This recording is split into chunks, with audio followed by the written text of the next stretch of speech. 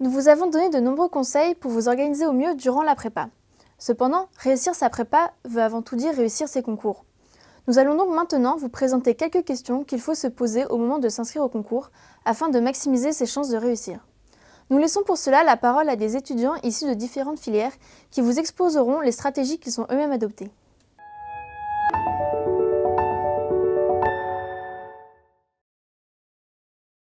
Moi, j'ai dans un cas un petit peu particulier.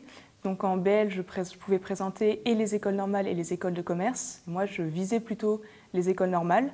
Dans ma prépa, on nous a conseillé vraiment, même si on visait l'un ou l'autre, de passer les deux au cas où. Donc j'ai passé les parisiennes en école de commerce, donc HEC, ESSEC, ESCP. Finalement, j'ai pas eu les écoles normales, j'ai cubé, j'ai refait la même chose. Et finalement, j'ai eu HEC. Et j'en suis très très contente. Donc en fait, moi, si j'avais un truc à dire, c'était ce serait de ne pas se fermer de porte a priori. On est toujours content d'avoir plus de choix que pas assez, même si on se dit que c'est pas ce qu'on veut faire finalement. Il y a beaucoup de passerelles entre les écoles, donc un choix vaut mieux se laisser le plus de portes ouvertes possible.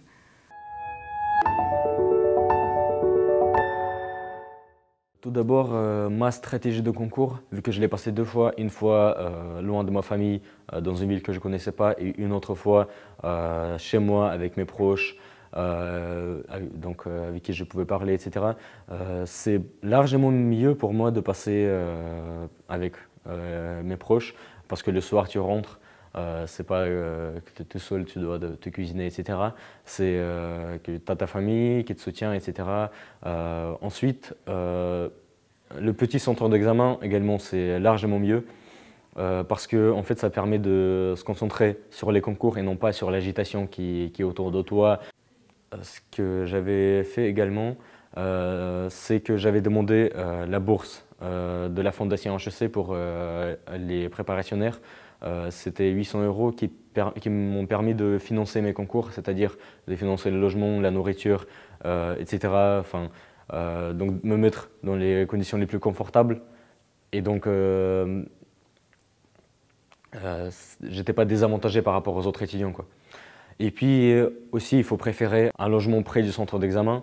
Parce que comme ça, le matin, tu ne perds pas de temps pour les transports. C'est très fatigant de faire du transport le matin avant les concours. Et tu arrives en fait déjà en quelque sorte dévasté, fatigué, etc. Donc vraiment, il y a 4 choses.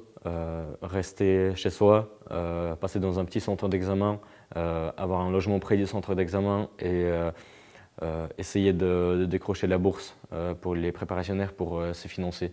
Enfin, ne vous refusez rien en ce qui concerne le concours, parce que le confort, ça vaut le coup.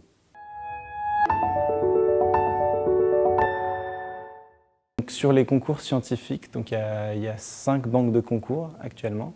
Il y a XENS, les écoles centrales et arts et métiers, donc le concours central Supélec. Il y a le concours des mines ponts. Il y a le concours CCP et le concours E3A. Les 3 premiers sont plus pour des écoles qui sont réputées et en général plus généralistes. Et les 2 derniers sont des écoles soit plus spécialisées, soit moins réputées. Pour les concours, je dirais qu'il faut absolument passer les concours Centrale Supélec et Mines Pont, parce que, quel que soit le niveau, parce que ça peut très bien se passer, même si on a le sentiment que c'est un niveau trop élevé. Et ensuite, ça fait un entraînement et il faut pratiquer, il faut passer le plus de banques possible. La banque XENS est peut-être moins abordable, mais pareil, là, on n'est jamais à l'abri d'un coup de peau. Il y a certains sujets qui peuvent nous sourire. Donc c'est aussi bien de la passer. Alors, il y a moins de places qui sont disponibles dans ces écoles-là, donc c'est vrai que c'est peut-être un petit peu plus compliqué. Et ensuite, à l'inverse, les banques CCP et E3A, il faut être aussi réaliste et il ne faut pas hésiter à en passer au moins l'une des deux pour avoir des chances et pour avoir des euros, au moins pour avoir des euros.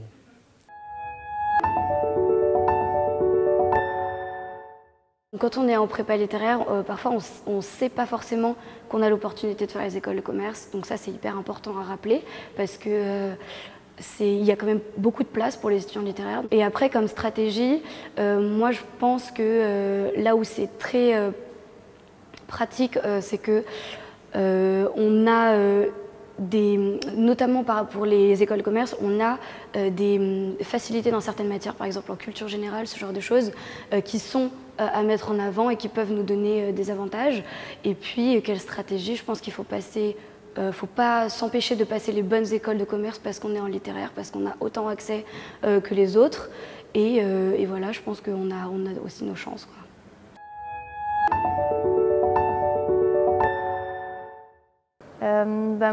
En fait, les concours, il y a beaucoup de mystères autour de ça. Tout le monde propose des stratégies différentes. À mon avis, il n'y en a pas vraiment. Moi, je les ai passées à Paris, alors qu'il y a effectivement des gens qui pensaient que les passer en province, c'était plus facile parce qu'on était comparé à des gens moins forts.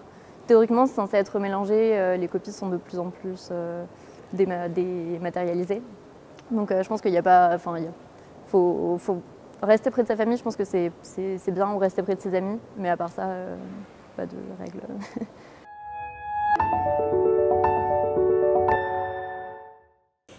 Comme stratégie de concours, moi j'étais en prépa à Paris. Du coup, je me suis dit que j'allais passer ailleurs parce que déjà on passe pas avec les grandes prépas parisiennes. Tout ce qui est Henri IV, Louis-le-Grand, ça fait très peur. Du coup, je suis partie à Bordeaux, il faisait beau, c'était un peu les vacances. Enfin, pas vraiment les vacances, bien sûr, parce que c'est quand même l'aboutissement de 3 années de prépa pour moi. Mais bon. Mais non, mais là, vraiment, j'ai pu respirer. Puis, c'était plus le moment de réviser, de toute façon, parce qu'on avait eu 2-3 semaines de révision avant. Du coup, là, il fallait simplement se lancer et se faire confiance. Et après, moi, j'ai aussi choisi de présenter comme stratégie le fait que j'avais des avantages en prépa littéraire qui étaient celles de la culture générale et surtout du latin et du grec. Et j'ai choisi, et c'est possible, de mettre ça comme langue vivante. C'est un peu paradoxal. Et ça m'a donné de très bonnes notes, en fait, parce que le niveau qui est exigé par l'ENS, qu'on prépare en prépa littéraire, est amplement satisfaisant pour une école de commerce. Voilà.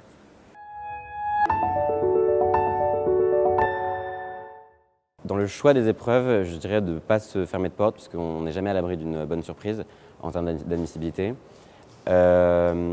Aussi, je pense que c'est bien d'avoir un rythme de vie assez simple pendant les concours en tout cas. C'est-à-dire donc de se dire qu'on reste concentré, on reste la tête haute.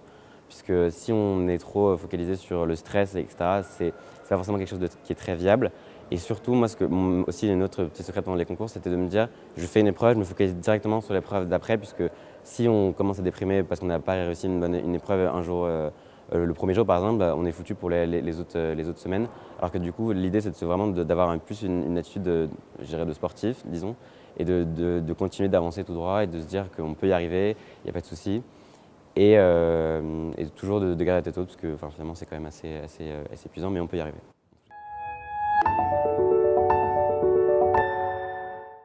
Je pense que la meilleure stratégie de concours à adopter, c'est faire en sorte de créer son environnement habituel. Je dirais essayer de rester dans sa région, je pense que c'est mieux. Même si on est à Paris, qu'on risque de passer dans une grande prépa parisienne, ça peut faire peur au début, mais comme on garde ses habitudes, clairement on a moins de soucis à se faire par rapport à l'organisation et des choses comme ça.